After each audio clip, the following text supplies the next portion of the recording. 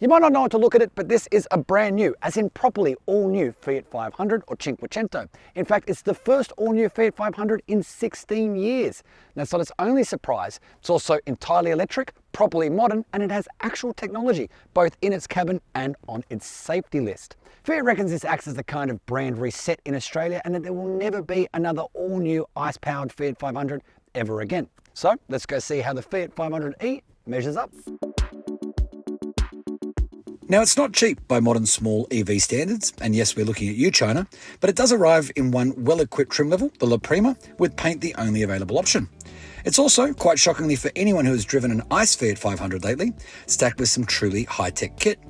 There are heated seats up front for the first time ever, for example, and there's a 10.25-inch central screen with Apple CarPlay and Android Auto and wireless device charging. There's a digital driver display too, plus eco leather on the seats and dash, a panoramic glass roof, and fancy push-button front doors. Outside, you'll find 17-inch alloys, as well as LED lighting all around, including the DRLs. It looks like a Fiat 500, doesn't it? Even if it has grown in every dimension. But I do love these 17-inch alloy wheels. I love the hidden door handles, and up front here, there's these LED DRLs which act as kind of eyebrows for the headlamps. But I guess the biggest compliment I can pay it is that it looks like a Fiat 500 and not some modernized eco-friendly version. That's good news because this is a properly timeless design. So, pretty traditional outside, but definitely more modern feeling in the cabin. What with these two big screens, this horizontal style gear selector, and this nifty push button door opening, although with a manual backup beneath it, just in case something goes wrong. There are, however, a few questionable materials scattered around the cabin, but I gotta say it all feels actually pretty nice.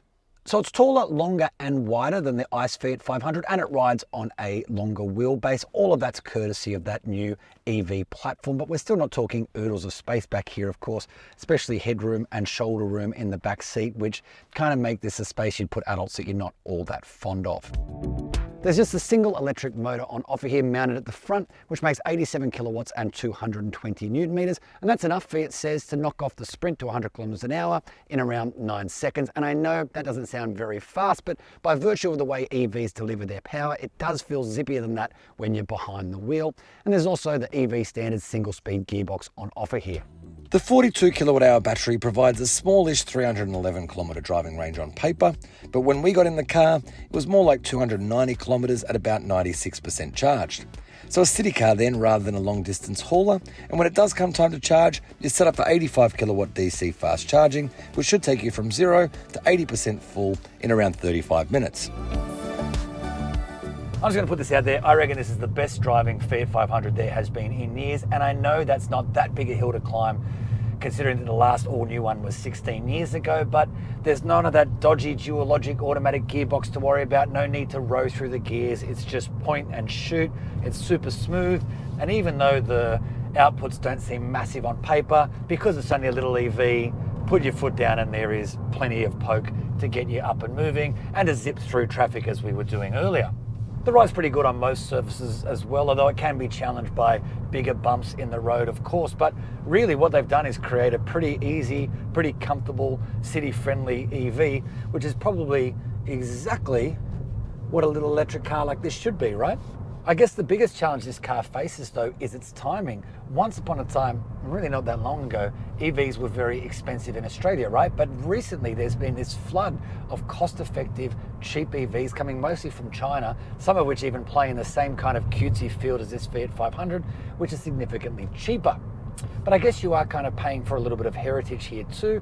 Plus it is ferociously well equipped in this single trim level with all the technology you could ever really need or want, and no options boxes to tick other than paint choice.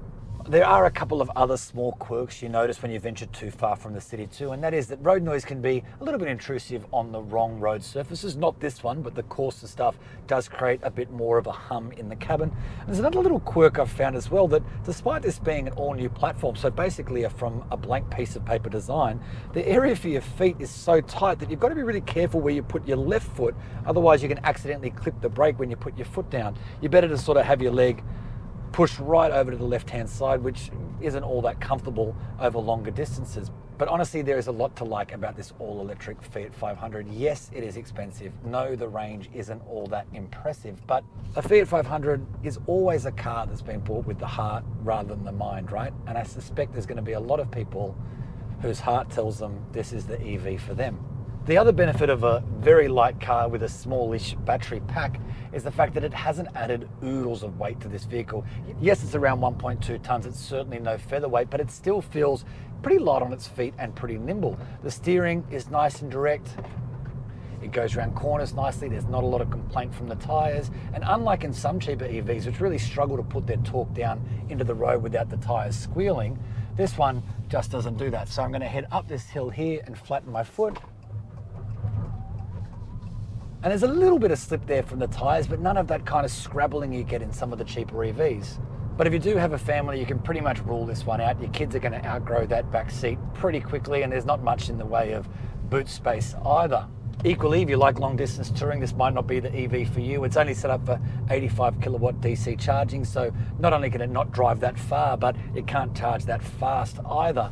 But that still leaves quite a few people, couples, older or younger, people who live in the city, people who simply don't drive that far, people who like a car to look at that makes them feel something, a car with a little bit of heritage. Well, the Fiat 500e definitely ticks all of those boxes. There's a heap of active safety stuff on board, again, unusual for a 500, with active cruise control, traffic sign recognition, front, rear and side parking sensors, blind spot monitoring, AEB with pedestrian and cyclist detection, and more. Now that said, it did only score 4 stars in ANCAP safety testing, owing mostly to the lack of a central airbag. The fly in Fiat's ointment is its ownership proposition, with a 3-year, 150,000 kilometre warranty, way below par in Australia these days, even if the battery is covered for the standard 8 years.